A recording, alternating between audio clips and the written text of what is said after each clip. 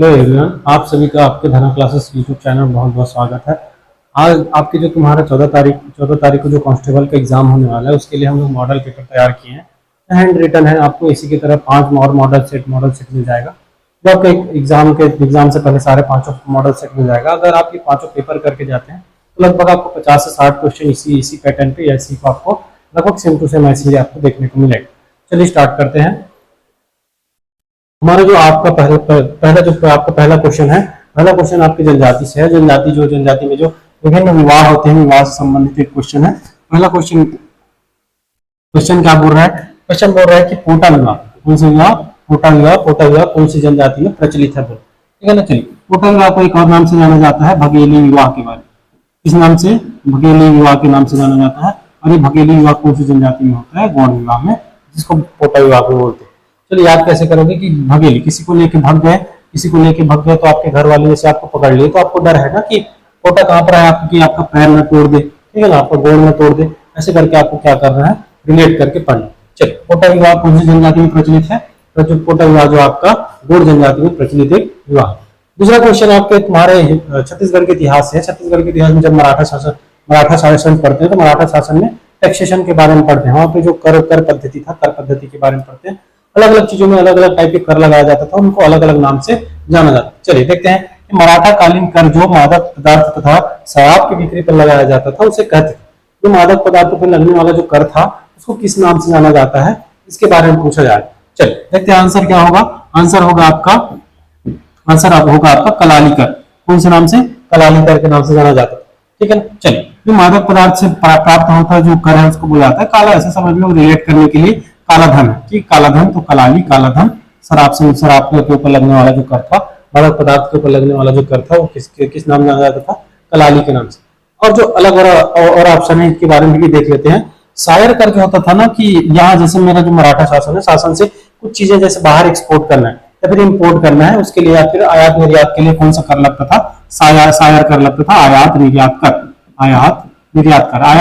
कौन सा कर था? शायर कर। आयात निर्यात कर को क्या बोला जाता था? शायर कर बोला जाता था। सेवई क्या था कि जैसे कोई आपने जुर्म कर दिया है तो आपके जुर्म के कारण आपके ऊपर जो अर्थदंड लगा हुआ है, आज आपके ऊपर जो अर्थदंड लगा हुआ है, आपकी जुर्माना या फिर अर्थदंड को क्या बोला जाता था? सेवई कर बोला जाता था। साथ ही साथ एक और ऑप्शन है महल कर जो है ना। जब हम मराठा शासन पढ़ते हैं ना, मराठा शासन में दो चीजों के बारे में पढ़ते हैं, खालसा भूमि और जमींदारी भूमि। तो जो खालसा भूमि है ना, खालसा भूमि पर लगने वाला जो कर था उसको बोला जाता था महल कर। खालसा भूमि पर लगने वाला जो कर है उसको बोला जाता था महल कर, ठीक है। साथ ही साथ एक और पढ़ते हैं हम लोग पट्टा के बारे में। पट्टा जो है घर पर लगने वाला जो कर है उसको पट्टा कहा जाता था। उसके साथ साथ एक टकोली सुने होंगे, बहुत बहुत प्रचलित था, ठीक है ना। टकोली जो है ना, एक तो हम बोले कि खालसा भूमि और दूसरा मैं बताया कि हमारा जमींदारी भूमि। जमींदारी भूमि में एक जमींदार होता था। जमींदार से एक साल में जो लिया जाने वाला जो टैक्स था या फिर एक साल में जो लिया जाने वाला जो पैसा था वो कहलाता था टकोली। क्या कहलाता था? टकोली कहा जाता था। चलिए, ये दो क्वेश्चन हो गए। जितने भी इसके आसपास के जो फैक्ट आपको बताया जा रहा है वो भी याद रखिएगा। आपके अपकमिंग जो एग्जाम है ना, एग्जाम में आपको बहुत बेनिफिशियल होगा, बहुत बेनिफिट आपको प्रोवाइड करेगा। चलिए आगे देखते हैं। आगे क्या बोल रहा है कि निम्न में से कौन सी जनजाति द्रविड़ भाषा परिवार के अंतर्गत आता है? चलिए, जब हम लोग जनजाति पढ़ते हैं तो जनजाति में 3 भाषा परिवार के बारे में पढ़ते हैं। एक तो पढ़ते हैं हम मुंडा भाषा परिवार, जो उत्तर छत्तीसगढ़ में जो निवास करने वाली जनजाति है ना, मुख्यतः उत्तर छत्तीसगढ़ में जो निवास करते जनजाति है उनको बोला जाता था मुंडा भाषा परिवार। और जो तुम्हारा मध्य छत्तीसगढ़ में जो निवास करते हैं उनको बोला जाता है आर्य भाषा परिवार। और साथ ही साथ जो दक्षिण छत्तीसगढ़ में जो निवास करते हैं उनको बोला जाता है द्रविड़ भाषा परिवार।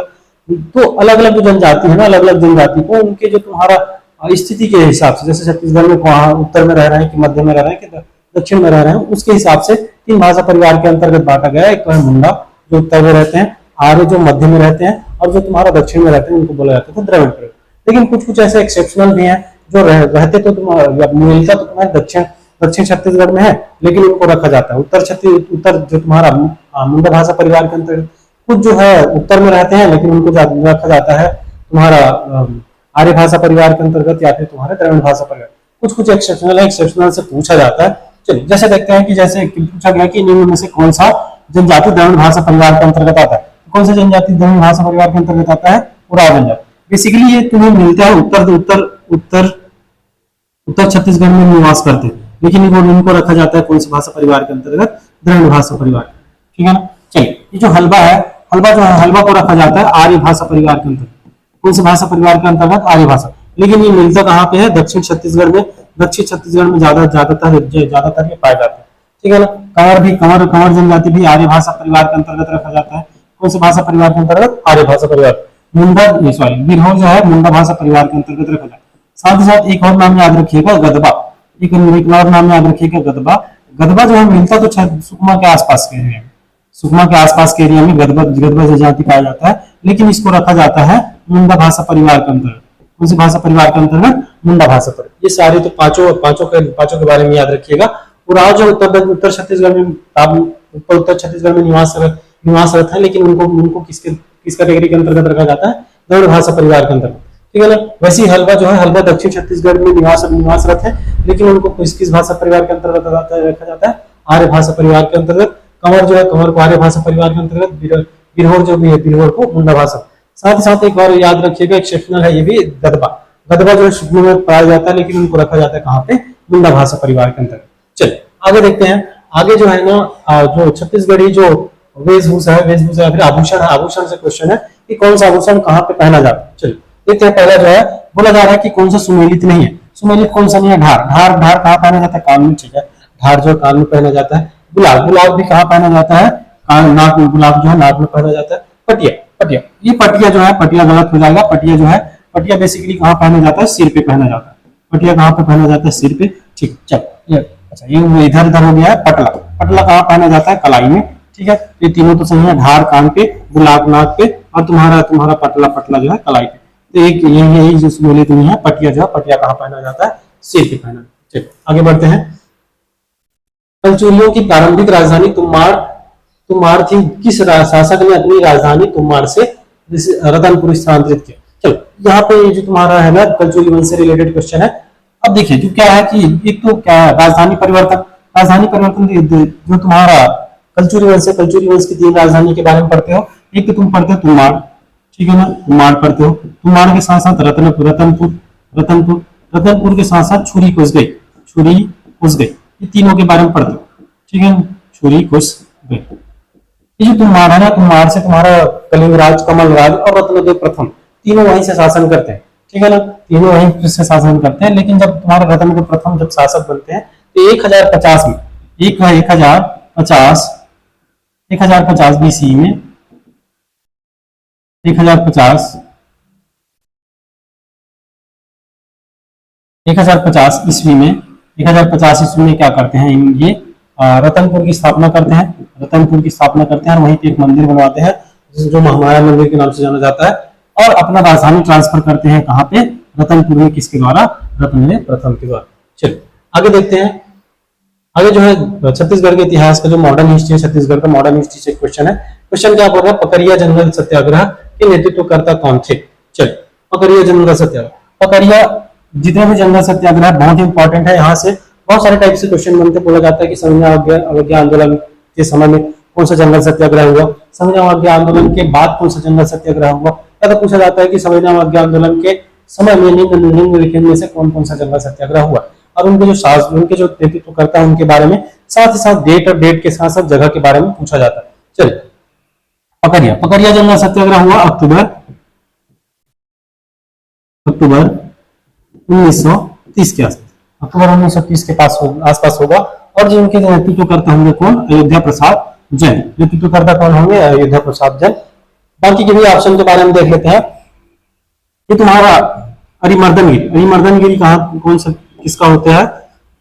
लभरा जो जंगल सत्याग्रह पढ़ते हो ना, लभरा जंगल सत्याग्रह के नेतृत्वकर्ता होते हैं कौन? अरिमर्दनगिरी। साथ ही साथ यति लाल जो है ना, तमोरा जंगल सत्याग्रह सुने ना, तमोरा जंगल सत्याग्रह के नेतृत्वकर्ता होते हैं कौन? यति लाल। साथ ही साथ नरसिंह प्रसाद जो है ना, मोहबाना पोड़ी का क्या होता है? मोहबाना पोड़ी का जंगल सत्याग्रह होता है। इसके नेतृत्वकर्ता होते हैं कौन? नरसिंह प्रसाद। साथ ही साथ ये जो पकरिया जंगल सत्याग्रह है ये जांजगीर चांपा में कहाँ होता है? जांजगीर चांपा में। इतने एस्पेक्ट्स और याद रखिएगा इस क्वेश्चन से रिलेटेड। अगला क्वेश्चन देखते हैं। दमनच नृत्य के संदर्भ में असत्य है। बोला जा रहा है कि दमनच नृत्य के बारे में 4 स्टेटमेंट दिया है। 4 स्टेटमेंट से बोला जा रहा है कि कौन सा असत्य। चलो देखते हैं पहला स्टेटमेंट क्या बोल रहा है, यह भय उत्पादक नृत्य है। बोला जा रहा है कि भय भय उत्पादक नृत्य है। हाँ है भैया, भय भय उत्पादक नृत्य है। चलिए पहला पहला तो पहला स्टेटमेंट तो सही है।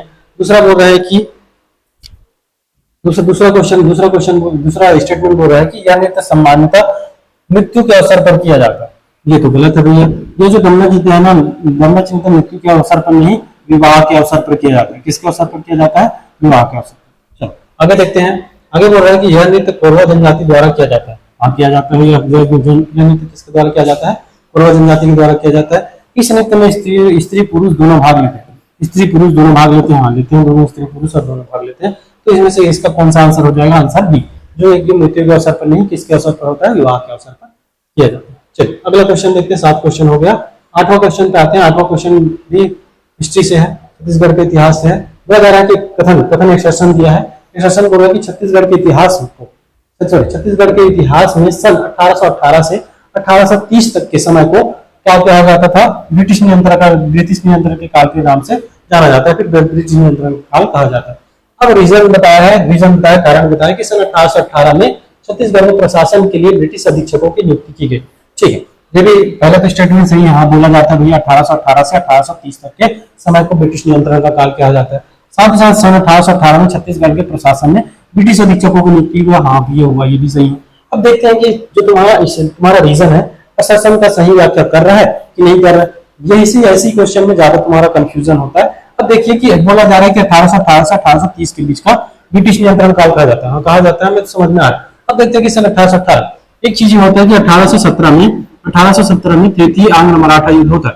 तृतीय आंग्ल मराठा युद्ध, इंग्लो मराठा युद्ध होता है। ठीक है ना, इंग्लो मराठा युद्ध। उस समय में छत्तीसगढ़ में मराठा शासक थे अप्पा साहेब। छत्तीसगढ़ में मराठा शासक थे अप्पा साहेब। जिसमें क्या होता है, अब ये जो तुम्हारा तृतीय एंग्लो मराठा युद्ध है, इसी तृतीय एंग्लो मराठा युद्ध में तुम्हारा मराठों का हार होता है। और मराठों के हार होने के बाद क्या होता है कि छत्तीसगढ़, ऑब्वियस सी बात है, जो मराठा है ना, मराठा के साथ संधि होगा। और संधि में क्या होगा कि जो तुम्हारा छत्तीसगढ़ का एरिया है, छत्तीसगढ़ का एरिया भी क्या है, ब्रिटिश के नियंत्रण में चला जाए। बट इससे पहले तो क्या था, मराठा शासन था 1817 तक। 1818 भी क्या हो जाएगा, ब्रिटिश नियंत्रण में चला जाए। ब्रिटिश नियंत्रण में जाने का मुख्य कारण होगा कि तुम्हारा रघुजी तृतीय होंगे ना, रघुजी तृतीय होंगे, वो क्या होंगे, अल्पवयस्क होंगे। 1817 में अब जो है अप्पा साहब तो हार गए। हारने के बाद क्या होगा, 1818 में छत्तीसगढ़ में ब्रिटिश अधीक्षकों की नियुक्ति होगा। और पहला ब्रिटिश अधीक्षक बनेंगे कैप्टन एडमंड। कैप्टन एडमंड क्या बनेंगे, पहले ब्रिटिश अधीक्षक बनेंगे। तो क्या कर रहा है, व्याख्या भी कर रहे हैं। चलो, क्योंकि 1817 में हारा, 1818 में ब्रिटिश नियंत्रण, जब ब्रिटिश अधीक्षक की नियुक्ति हुआ, तभी 1818 से 1830 तक ब्रिटिश अधीक्षक रहेंगे। इसी कारण क्या बोल सकते हो यहाँ पे कि दोनों सही है और व्याख्या भी कर रहे हैं। चलो आगे बढ़ते हैं। आगे बोला जा रहा है कि छत्तीसगढ़ के काशी के रूप में जाना जाता है। किसको छत्तीसगढ़ के काशी के रूप में जाना जाता है? ऑप्शन ए है चतुरगढ़, ऑप्शन बी है कोरबा, ऑप्शन सी है खरड़ और ऑप्शन डी है नन ऑफ दिस। ठीक है, तो किसको वाराणसी या फिर काशी बोला जाता है? एक और नाम से जाना जाता है इनको, वाराणसी। जो जगह है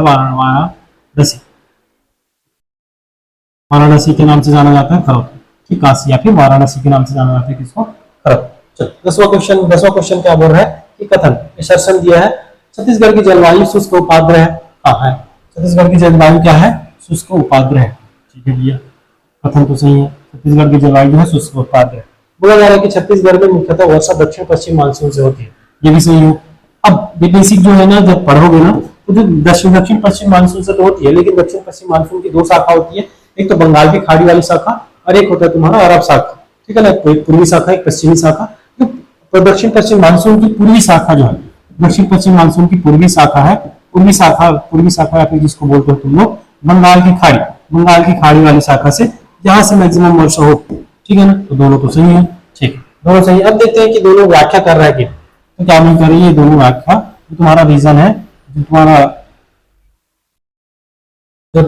रीजन ए इसका व्याख्या नहीं कर, रीजन जो है असर्शन का व्याख्या नहीं कर। चलिए अगला क्वेश्चन देखते हैं, 11वां क्वेश्चन देखते हैं। छत्तीसगढ़ खादी तथा ग्रामोद्योग बोर्ड की स्थापना कब हुआ?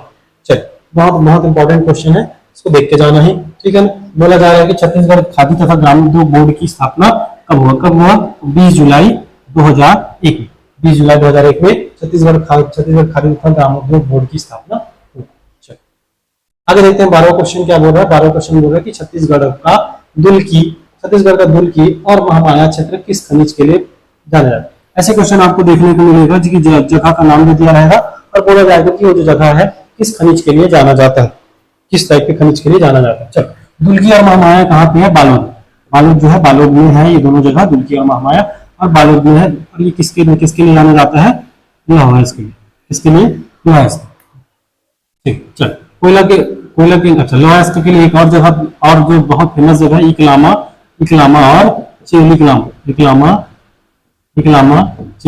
कहाँ पे? कवर्धा में चेलीकलामा। साथ साथ पांच बहनिया वगैरह हो गया, इकलामा, चेलीकलामा, पांच बहनिया, आरी डोंगरी, ठीक है ना, चरामा वगैरह हो गया। ये सब किसके लिए फेमस है? लोहा के लिए, ठीक है ना। चलिए आगे देखते हैं। आगे का क्वेश्चन क्या बोलने जा रहा है? अबुझमाड़िया के संदर्भ में निम्न कथन पर विचार कीजिए। अबुझमाड़िया में जो जाति है उनके लिए तीन स्टेटमेंट दिया है, हमें बताना है कि कौन सा क्या है गलत। ऑप्शन में से देख के हमें चुनना है कि कौन सा गलत। चलिए देखते हैं अबुझमाड़िया के संदर्भ में निम्न कथन पर विचार करते हैं। अबुझमाड़िया एक विशेष पिछड़ी जनजाति है।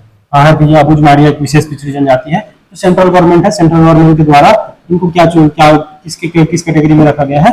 विशेष पिछड़ी जनजाति के कैटेगरी में रखा गया, ठीक है। इस जनजाति के या फिर जनजाति के लोग मृत्यु के अवसर पर लकड़ी का अनाल गठिया गड़ाते हैं, ठीक है भैया। अगर मृत्यु होने के बाद क्या किया जाता है? मृत्यु होने के बाद जो तुम्हारा मृतक है, मृतक के लिए लकड़ी का खंभा गड़ाया जाता है, जिसको बोला जाता है अनाल गठिया बोला जाता है। ये भी सही है। चलो इस जनजाति के लोग स्थायी कृषि करते हैं। नहीं भैया, इस जनजाति के लोग तो क्या करते हैं? स्थानांतरण कृषि करते हैं। स्थानांतरण कृषि को क्या बोला जाता है? पेद्दा बोला जाता है। स्थानांतरण कृषि को क्या बोला जाता है? इनमें पेद्दा बोला जाता है।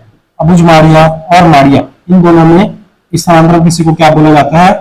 पेद्दा बोला जाता है। लेकिन जो तुम्हारा मुड़िया, याद रखिएगा, मुड़िया जनजाति जो है स्थायी कृषि करता है। मुड़िया जनजाति कैसे कृषि करता है? स्थायी कृषि करता है, ठीक है ना। चलिए मुड़िया जनजाति जो कैसे कृषि करता है? स्थायी कृषि करता है। तो कौन सा गलत हो जाएगा?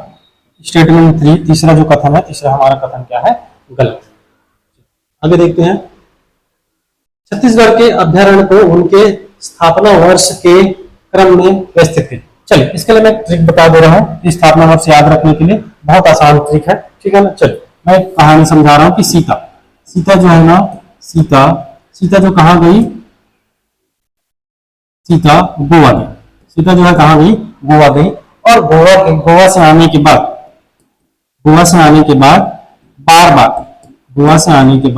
बार बार सेतु जाने के लिए, राम सेतु देखने जाने के लिए क्या कर रही है? हट कर रही है। सीता पहले तो गोवा गई, गोवा से आने के बाद क्या कर रही है? बार बार अपने पेरेंट्स को बोल रही है कि मुझे कहाँ जाना है? राम सेतु देखने जाना है, ठीक है ना। राम सेतु देखने जाना है। तो उनके पेरेंट्स उसको मना कर देते हैं कि राम सेतु देखने नहीं जाना है। फिर वो कहाँ चली जाती है? पब चली जाती है। कहाँ चली जाती है? पब चली जाती है, ठीक है ना। कहाँ चली जाती है? पब। ये तुम्हारा ट्रिक है, ईयर वाइज जो तुम्हारा जमाने के लिए। एक बार इसको देख लेते हैं सारी चीजें, ठीक है ना। जो सीता नदी, ठीक है ना, सीता से क्या है? सीता नदी कब? 1974, ठीक है। सीता नदी 1974 में। उसके बाद गोवा के बाद, यहाँ पे बात बोल गया मैं बताना। गोवा के बाद का मतलब गोमर्दा, अचानक मार और बादलखोर। गोमर्दा, अचानक मार, बादल, ऐसे याद रखिएगा। सीता गोवा के बाद बार बार राम सेतु जाने के लिए क्या कर रही है? अपने पेरेंट्स से हट कर रही है। तो उनके पेरेंट्स उसको मना कर देते हैं, राम सेतु जाना नहीं है। राम सेतु नहीं जाना है, फिर वो कहाँ चली जाती है? पब चली जाती है, ठीक है ना। सीता से सीता नदी 1974 में, गो से गोमर्दा, ए से अचानक मारा और बाद से बादलखोर। ये सभी कब स्थापना हुआ इनका? 1975 में।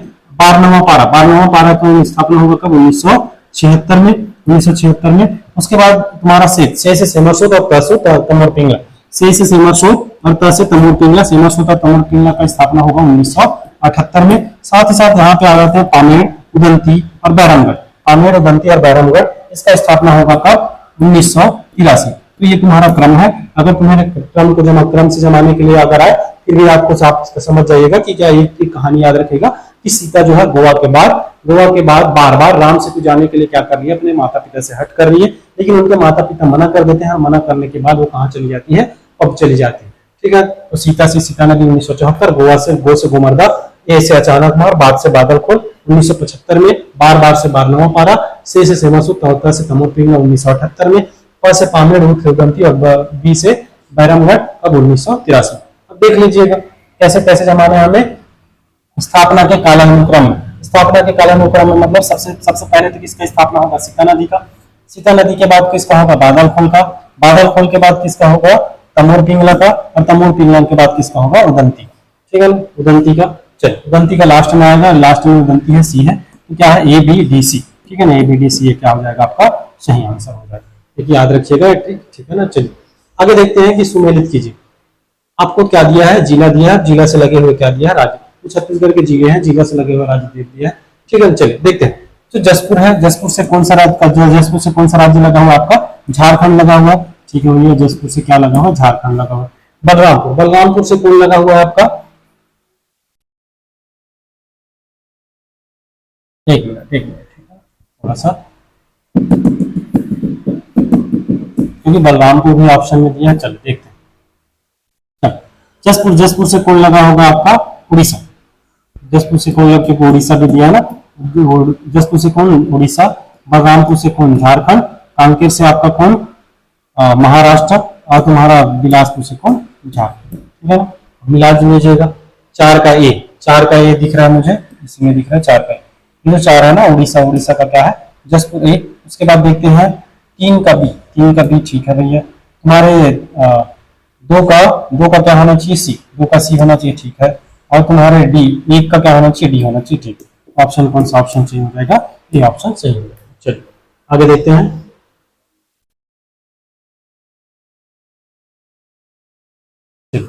आगे क्वेश्चन है आपका, ये भी हिस्ट्री से क्वेश्चन है, बहुत अच्छा क्वेश्चन है। ठीक है ना, क्वेश्चन क्या बोल रहा है देखते हैं। क्वेश्चन बोला जा रहा है कि निम्न कथनों पर विचार कीजिए। 4 स्टेटमेंट है, चारों को चारों स्टेटमेंट को एक एक करके देखते हैं कि बोला जा रहा है कि कौन सा गलत है। क्या पूछा जा रहा है हमसे, कौन सा गलत। पहला स्टेटमेंट बोल रहा है कि असहयोग आंदोलन के समर्थन में, असहयोग आंदोलन के समर्थन में छत्तीसगढ़ में रायपुर और धमतरी में राष्ट्रीय पंचायतों का गठन हुआ। पहला स्टेटमेंट तो सही है भैया, क्योंकि असहयोग आंदोलन के समय में, असहयोग आंदोलन के समय में रायपुर, धमतरी, यहाँ पे क्या हुआ, राष्ट्रीय पंचायतों का गठन हुआ। चलो आगे देखते हैं। दूसरा स्टेटमेंट क्या बोल रहा है कि बाजीराव किदंत द्वारा विधानसभा सदस्यता से त्याग पत्र दिया गया। बाजीराव किदंत के द्वारा क्या किया गया, बाजीराव किदंत के द्वारा विधानसभा सदस्यता से त्याग पत्र दिया गया। अब भैया ये भी सही है। ठीक है, चलो तीसरा देखते हैं। इसी समय में भारत में अंग्रेजी राज नामक अंग्रेजी राज पंडित सुंदरलाल शर्मा द्वारा लिखा गया। ये क्या है, एक लेख है। ये लेख जो है किसके द्वारा लिखा गया, पंडित सुंदरलाल शर्मा के द्वारा। किस समय में, समन्वय आंदोलन के समय में लिखा गया। ये भी स्टेटमेंट सही है। और हमें पूछा गया कि कौन सा स्टेटमेंट गलत है, तो हमारा डी ऑप्शन हो जाएगा इनमें से कोई नहीं, इनमें से कोई नहीं। चलो आगे देखते हैं। आगे बोला जा रहा है कि मध्य प्रदेश गठन के समय कौन सा जिला अस्तित्व में नहीं आया। आपका जो जिला गठन है, जिला गठन का जो क्रम वगैरह है, उससे क्वेश्चन बनने की चांसेस है। ठीक है ना, चलिए मध्य प्रदेश गठन के समय, अब जो क्वेश्चन, इस क्वेश्चन को आपको सॉल्व करने के लिए पहले तो मुझे पता होना चाहिए कि मध्य प्रदेश का गठन कब हुआ। मध्य प्रदेश का गठन होगा 1956। मध्य प्रदेश का गठन होगा कब, 1956 में। अब देखते हैं कि जो चारों जो ऑप्शन दिया है, इनका जो गठन है, ये जो गठन है इनका कब कब हुआ। ठीक है, रायगढ़ का होगा 1948 में। ठीक है, 48 में। बस्तर का भी होगा 1948 में। तुम्हारा दुर्ग का होगा 1906 में। और तुम्हारा राजनांदगांव का स्थापना होता है 1973। अब देख लीजिए कि इसके बाद में कौन सा डेट मिल रहा है आपको, राजनांदगांव वाला मिल रहा है, बाकी तो इससे पहले हुए हैं। ठीक है ना, इससे पहले थे। तो ये सारे तुम्हारा रायगढ़ का 1948 में, बस्तर 1948 में, दुर्ग 1906 में, और तुम्हारा राजनांदगांव की स्थापना होगा कब, 1973। चलिए आगे बढ़ते हैं। आगे क्वेश्चन बोला कि छत्तीसगढ़ के किस खुफिया चीफ को, छत्तीसगढ़ के किस खुफिया चीफ को जनवरी 1925 में राष्ट्रीय पुलिस पदक प्राप्त हुआ। ये बहुत इंपॉर्टेंट क्वेश्चन है, स्टार लगा लीजिएगा। बहुत इंपॉर्टेंट क्वेश्चन है कि बोला जा रहा है कि जनवरी 2025 में राष्ट्रीय पुलिस पदक किसको प्राप्त हुआ, अमित कुमार को प्राप्त हुआ। ये करंट अफेयर्स का क्वेश्चन है। चलिए आगे देखते हैं। बोला है छत्तीसगढ़ के नदियों का लंबाई के बढ़ते क्रम में व्यापम का इस तरह का जो क्वेश्चन है, ऑप्शन थोड़ा सा कॉम्प्लिकेटेड करके कोई क्वेश्चन ऐसे आ सकता है। चलिए देखते हैं कि छत्तीसगढ़ में नदियों का क्रम के लिए मैं ट्रिक बताया था जब मैं ऑफलाइन क्लास करा रहा था। तब ऑफलाइन क्लास करा रहा था, क्या बोला था कि मासी ई हसमतरी, हसमतरी लीला कोठरी माँ हाथ, लीला कोठरी माँ हाथ, ठीक है। लीला यहाँ पे लिख दे रहा हूँ, कोठरी के बाद लीला के बाद, लीला के बाद यहाँ लिख दे रहा हूँ कोठरी माँ आत है, ठीक है ना, आत। चल, माँ से महानदी, सी से शिवनाथ, ई से इंद्रावती, ई हसदेव, मान, रिहन, लीलागर, कोठरी, मनियारी, और तुम्हारा अंतिम है तुम्हारा क्या,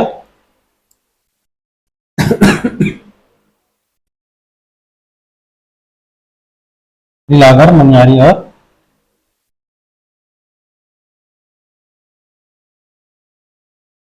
अर्पा, ठीक है।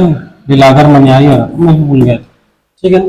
महानदी शिवनाथ, ईब, महानदी शिवनाथ, ईब, सॉरी, महानदी शिवनाथ, इंद्रावती, ईब, हसदेव, मांड, रिहंद, लीलागर, कोठरी, मनियारी और अर्पा, ठीक है ना। ये तुम्हारा क्रम है। बोला गया है कि अब देखते हैं ऑप्शन में क्या है। पहला बोला कि सबरी बड़ा है हसदेव से, नहीं भैया सबरी हसदेव से तो बड़ा नहीं है। बोला कि सबरी छोटा है हसदेव से, हाँ है। हसदेव छोटा है ईब से, हाँ है। ईब छोटा है किससे, इंद्रावती से, ये हमारा ऑप्शन सही हो जाएगा। बोला कि हसदेव सबरी से छोटा है, ऐसा तो नहीं है। बोला कि इंद्रावती हसदेव से बड़ा है, हाँ है। इंद्रावती, इंद्रावती जो बड़ा है किससे, हसदेव से, ये रहा इंद्रावती और ये रहा हसदेव। हसदेव, हसदेव बड़ा है ईब से, नहीं भैया हसदेव जो छोटा है ईब से, ठीक है ना। तो ये क्या है, गलत हो जाएगा। तो हमारा दूसरा ऑप्शन सही है, सबरी, हसदेव, ईब, इंद्रावती, ठीक है ना। आगे बढ़ते हैं। परब नामक सैन्य नृत्य कौन सी जनजाति के द्वारा किया जाता है।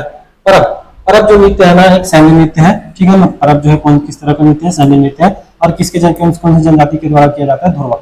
याद कैसे रखोगे, ध्रुवा, ध्रुवा से हमें पकड़ना है वार।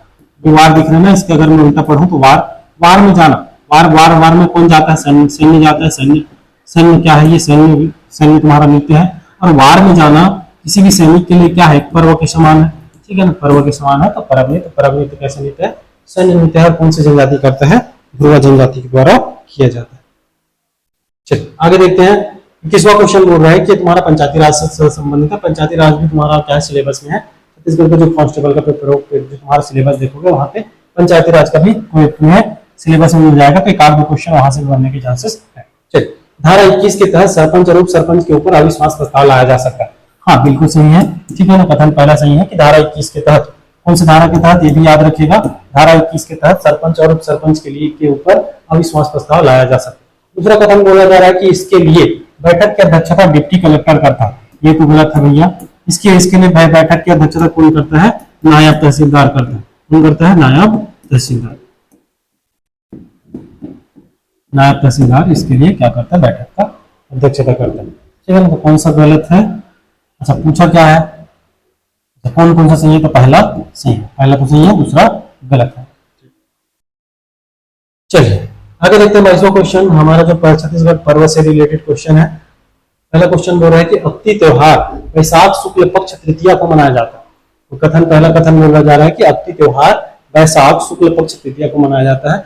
हाँ भैया, इसी कारण क्या बोला जाता है, अक्ति को अक्षय तृतीया बोला जाता है, ठीक है ना, अक्षय तृतीया बोला जाता है।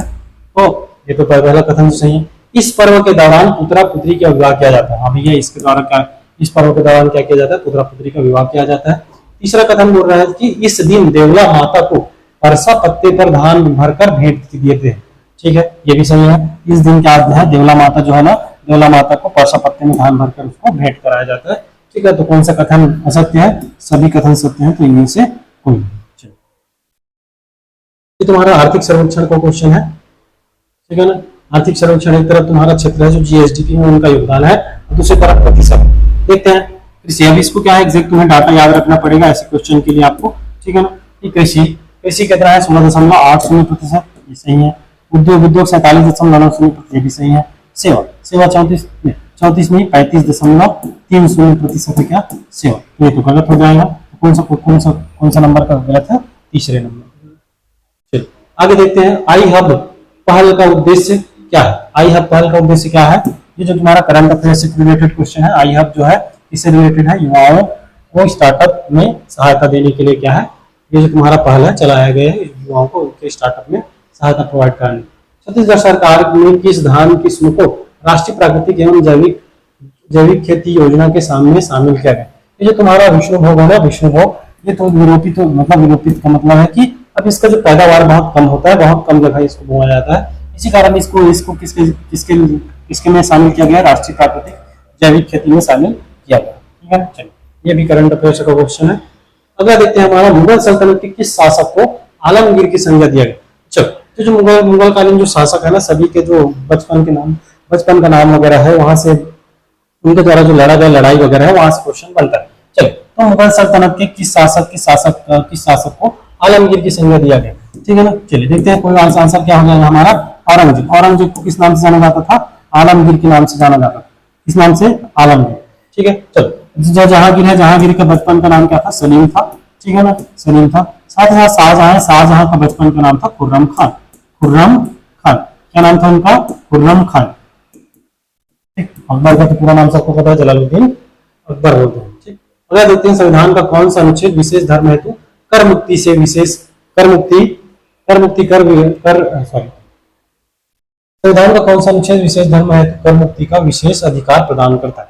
चलिए, कौन सा अनुच्छेद देता है हमारे कर मुक्ति के लिए, अनुच्छेद 37। अनुच्छेद 37 क्या देता है कि आपको कोई भी धर्म है, उस धर्म से रिलेटेड आपको कोई भी टैक्स वगैरह नहीं पटाना है। ठीक है, चलिए 26 को जो क्या है, जो धार्मिक जो अपना धर्म है ना, धर्म के लिए सम्मेलन वगैरह करने के अधिकार है आपको। ठीक है ना, 28 तुम्हारा 28 क्या है, 28 जो है ना, तो तुम्हारा राज्य पोषित जितने भी संस्थान है, शिक्षण संस्थान है, वहां पे धर्म से रिलेटेड क्या नहीं दिया जा सकता, शिक्षा नहीं दिया जा सकता। एक कौन सा अनुच्छेद होता है, अनुच्छेद 28। अनुच्छेद 29 है, जो तुम्हारा अल्पसंख्यक है ना, अल्पसंख्यकों का तुम्हारा जो उनका जो अधिकार है, अधिकार का संरक्षण प्रदान करता है, कौन सा, अनुच्छेद 29।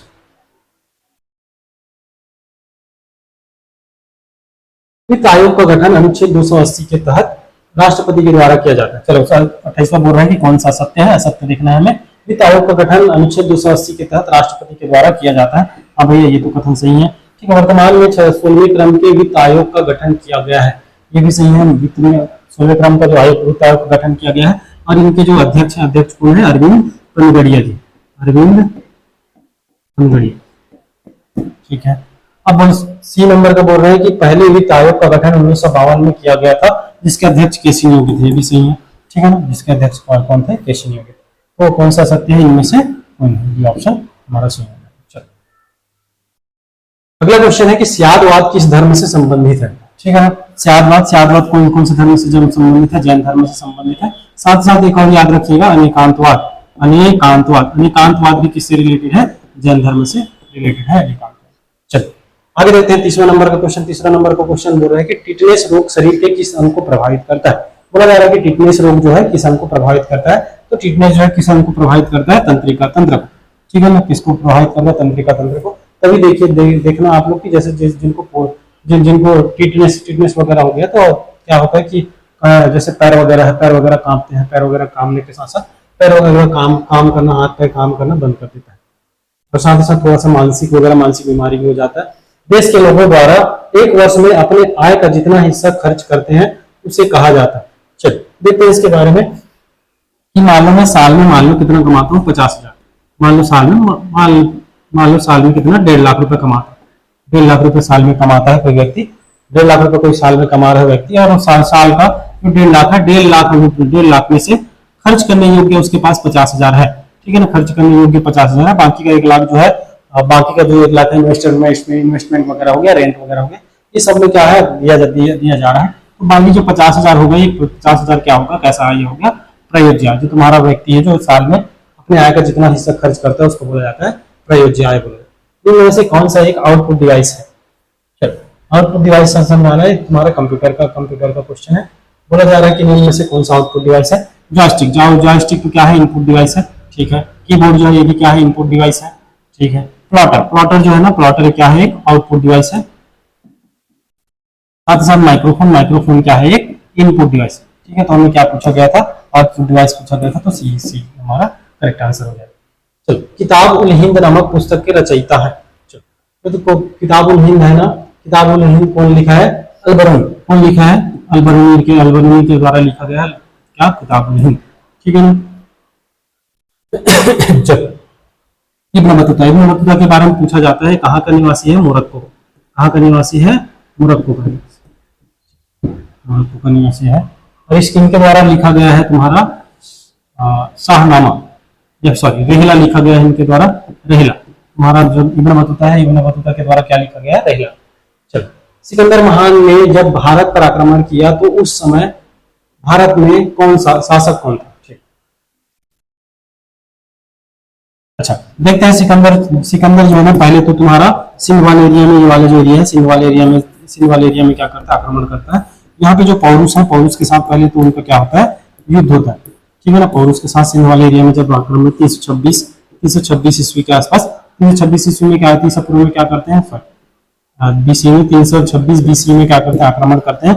उस समय में क्या है, वहां पे पौरुष के साथ युद्ध होता है, ठीक है ना, जिसको वितस्ता का युद्ध बोलते हो तुम लोग, ठीक है। क्या बोलते हैं, वितस्ता का युद्ध, ठीक है। जीवन नदी के किनारे वितस्ता का युद्ध बोलते हो, ठीक है ना, जिसमें पौरुष का हार होता है, लेकिन बाद में उसका जो साम्राज्य पौरुष को वापस कर दिया जाता है, किसके द्वारा, सिकंदर के द्वारा। उस समय में जो है ना, भारत में कौन शासक था, घनानंद था। और इसी घनानंद को हरा के बाद में क्या करेगा, जो तुम्हारा घनानंद को हरा के क्या किया जाएगा, मौर्य वंश का, चंद्रगुप्त मौर्य के द्वारा क्या किया जाएगा, इनको हराया जाएगा और मौर्य वंश की स्थापना की जाएगी। जब किसी दो, चलो आगे देखते हैं। साइंस का क्वेश्चन है, जब किसी दो या दो से अधिक परमाणु की परमाणु संख्या समान हो लेकिन परमाणु भार भिन्न भिन्न हो। जब किसी दो संख्याओं का परमाणु संख्या तो समान हो लेकिन उसका परमाणु भार भिन्न भिन्न हो, उसको क्या बोलते हैं, समस्थानिक बोलते हैं। और इसी के अपोजिट जब क्या है, जब किसी परमाणु, दो या दो से अधिक परमाणु का परमाणु भार समान हो लेकिन परमाणु संख्या भिन्न भिन्न हो, तो उसको क्या बोलते हैं, समभारिक। अगर क्या है, न्यूट्रॉनों की संख्या समान हो तो उसको क्या बोलते हैं, समन्यूट्रॉनिक। हमारा आंसर क्या हो जाएगा, बी, ठीक है, समस्थानिक। अच्छा, 26वां नंबर का क्वेश्चन आप छोड़ दीजिएगा। एक बार क्या करना, आप पंचवर्षीय योजना जो है ना, पंचवर्षीय योजना के बारे में डिटेल में पढ़ लेना कि कौन सा पंचवर्षीय योजना कब से कब तक हुआ, अवकाश काल क्या था, अनवरत काल वगैरह क्या है, और बीच बीच में रिंग वगैरह, ये रिंग योजना आया था तुम्हारा, ठीक है, उसके बारे में थोड़ा सा पढ़ लीजिएगा। आगे देखते हैं, निम्नलिखित में से कौन सा इलाहाबाद में 1857 के संग्राम के नेता थे, ठीक है ना। बोला जा रहा है कि 1857 की क्रांति का नेतृत्व करता है इलाहाबाद से कौन थे, लियाकत अली थे। कौन थे, लियाकत अली। नाना साहब और तात्या टोपे ये कहाँ से थे, कानपुर से थे, ठीक, कानपुर से।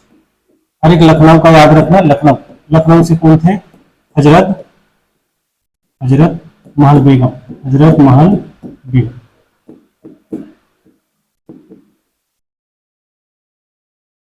आगे देखते हैं, फिनिक्स फॉर्म की स्थापना किसके द्वारा किया गया, ठीक है, बहुत अच्छा क्वेश्चन है। जब हम गांधीयन एरा पढ़ते हैं ना, गांधीयन एरा में दो चीजों के बारे में पढ़ते हैं, तो फिनिक्स फॉर्म और एक पढ़ते हैं टॉल्स्टॉय के बारे में पढ़ते हैं, ठीक है ना। ये दोनों की स्थापना साउथ अफ्रीका में किसके द्वारा किया गया, महात्मा गांधी के द्वारा किया गया, ठीक है। साउथ अफ्रीका में किसके द्वारा किया गया, महात्मा गांधी के द्वारा। फिनिक्स फॉर्म की स्थापना होगा 1904 में और टॉल्स्टॉय की स्थापना होगा 1910 में, लेकिन किसके द्वारा किया जाएगा, महात्मा गांधी के द्वारा किया जाएगा। चलो अगला देखते हैं, गांधी जी का चंपारण आंदोलन कृत्रिम कठिया पद्धति से जुड़ा, ठीक है। हाँ, ये तो सही है भैया कि गांधी जी का जो चंपारण आंदोलन है किससे जुड़ा हुआ है, 3 कठिया पद्धति से। 3 कठिया पद्धति का मतलब है, जो तुम्हारा जमीन है, जमीन के एक हिस्से पे आपको क्या करना होता था, नील की खेती करना होता था। उसी के विरोध में क्या किया गया, चंपारण आंदोलन कराया गया। यह आंदोलन 1917 में चलाया गया था। ये भी कथन सही है, दोनों कथन सही, तो 1 और 2 दोनों सही। असत्य पूछा है ना, असत्य पूछा तो दोनों तो सही है, क्या आ जाएगा, इनमें से कोई नहीं। असत्य है पूछा था, असत्य पूछा था, दोनों क्या है, सत्य है, तो इनमें से कोई नहीं। बोला गया उच्च न्यायालय की न्यायाधीशों की नियुक्ति के लिए राष्ट्रपति निम्न में से किसके परामर्श लेता है, ठीक है ना। जो तुम्हारा उच्च न्यायालय का जो न्यायाधीश है, उनका जो नियुक्ति करने के लिए जो तुम्हारा राष्ट्रपति है, राष्ट्रपति किसका परामर्श लेता है। पहला बोला कि सर्वोच्च न्यायालय के मुख्य न्यायाधीश से। हाँ भैया, ये तो सही बात है कि सर्वोच्च न्यायालय के मुख्य न्यायाधीश से क्या लिया जाएगा, परामर्श लिया जाएगा। संबंधित राज्य के उच्च न्यायालय के मुख्य न्यायाधीश से, ये भी सही है, संबंधित न्यायालय उच्च न्यायाधीश से क्या, सीजीआई से क्या लिया जाता है, परामर्श लिया जाता है। अगला देखते हैं, बोला गया संबंधित राज्य के राज्यपाल से। ये भी सही है कि संबंधित राज्य के राज्यपाल से भी क्या लिया जाता है, परामर्श लिया जाता है। जब उच्च न्यायालय के न्यायाधीश का क्या करना होता है, जो उच्च न्यायालय के न्यायाधीशों को क्या करना है, नियुक्ति करना है, तो क्या है, उपयुक्त तो सभी सही। गुरु शिखर चोटी किस राज्य में स्थित है, बहुत अच्छा क्वेश्चन है कि गुरु शिखर जो है ना, किसका, अरावली पर्वत का क्या है, उच्च चोटी है। उच्च चोटी कहाँ पे है, अरावली पर्वत राजस्थान में, और ये तुम्हारा गुरु शिखर है। गुरु शिखर का जो हाइट है 1722 मीटर, ठीक है ना, जो ऊंची चोटी है इसका हाइट है क्या है 1722 मीटर। चलिए आगे देखते हैं कि नर्मदा नदी पश्चिम दिशा में बहने वाली नदी है जो भ्रंश घाटी से होकर बहती है। ठीक है भैया, तो जो नर्मदा नदी क्या है पश्चिम दिशा में बहती है, यहाँ बहती है। ठीक है, नर्मदा नदी जो है पश्चिम दिशा में बहती है। तवा नदी नर्मदा नदी की एक सहायक नदी है, ये भी सही है भैया। ठीक है, नर्मदा नदी के तवा नदी क्या है, नर्मदा नदी की सहायक नदी, तीन में से कोई नहीं, सभी क्या है सत्य है। ठीक है, हमें पूछा है सत्य पूछा तो सभी क्या है सही। ठीक है, चलिए अगला क्वेश्चन है प्राक्कलन समिति के बारे में। ठीक है ना, जब हम पढ़ते हैं ना पॉलिटी में पढ़ते हैं तो पॉलिटी में तीन तुम्हारा क्या है समिति के बारे में पढ़ते हैं। तो पढ़ते हैं लोक लेखा समिति, लोक लेखा समिति, दूसरा पढ़ते हैं प्राक्कलन समिति, और एक पढ़ते हैं लोक उपक्रम समिति, लोक उपक्रम समिति। ठीक है, लोक लेखा समिति में कितने सदस्य होते हैं, 22 सदस्य होते हैं। 22 में से 15 तो होगा लोकसभा का और 7 होंगे राज्यसभा। वैसे लोक उपक्रम में भी क्या होता है 22 होते हैं, 22 में से 15 तो होगा लोकसभा का और 7 होगा कहाँ का, राज्यसभा। अब आते हैं प्राक्कलन समिति में। प्राक्कलन समिति में टोटल कितने सदस्य होते हैं, 30 सदस्य होते हैं, और 30 सदस्य कहाँ से होते हैं, लोकसभा से होते हैं। 30 सदस्य कहाँ से होते हैं, लोकसभा। ये पूछा जाता है, ठीक है ना, पूछा जाता है कि प्राक्कलन लोक लेखा समिति में कितने सदस्य, प्राक्कलन समिति में कितने सदस्य, लोक उपक्रम समिति में कितने सदस्य। तो लोक लेखा समिति में 22 सदस्य होंगे, 22 में से 15 होगा लोकसभा का और 7 होगा राज्यसभा का। प्राक्कलन समिति में टोटल 30 सदस्य होते हैं, 30 कहाँ से होते हैं, लोकसभा से होते हैं। और तुम्हारे लोक उपक्रम समिति में 22 सदस्य होते हैं, 22 सदस्य में से 15 सदस्य कहाँ से, लोकसभा से, और 7 कहाँ आते हैं, राज्यसभा से। आगे देखते हैं, आगे बढ़ा जा रहा है कि निम्नलिखित में से कौन सा काजू का मुख्य उत्पादक राज्य है। ठीक है ना, मुख्य उत्पादक राज्य कौन सा है काजू का, हमारा महाराष्ट्र। अगला क्वेश्चन लेते हैं, जनसंख्या की दृष्टि से भारत के 3 सबसे छोटे राज्यों का क्रम। अच्छा ठीक है, 3 सबसे छोटे राज्यों का क्रम कौन सा होगा, बी ऑप्शन, सिक्किम, मिजोरम, अरुणाचल प्रदेश। आगे बढ़ते हैं, 46 नंबर का बोल रहा है कि राष्ट्रीय महिला आयोग का गठन किस वर्ष किया गया। बहुत इंपॉर्टेंट क्वेश्चन है, ठीक है ना। अब किस वर्ष किया गया, 1992 में राष्ट्रीय महिला आयोग का गठन किया। आगे क्वेश्चन बोल रहा है कि किस वेद में माया और वशीकरण का उल्लेख मिलता है। किस वेद में, अथर्ववेद में क्या मिलता है कि तुम्हारा माया और वशीकरण का क्या मिलता है, उल्लेख मिलता है। साथ ही साथ औषधि वगैरह हो गया, औषधि वगैरह के बारे में भी कौन से वेद में लिखा गया है, अथर्ववेद में लिखा गया।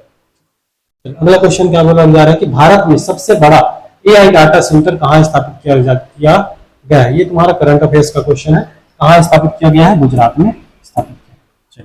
अगला क्वेश्चन क्या बोल रहा है कि किस खिलाड़ी ने आईसीसी पुरुष T20 cricketer of the year का पुरस्कार जीता है। कौन जीता है, सूर्य कुमार यादव, इसके द्वारा जीता गया सूर्य कुमार यादव।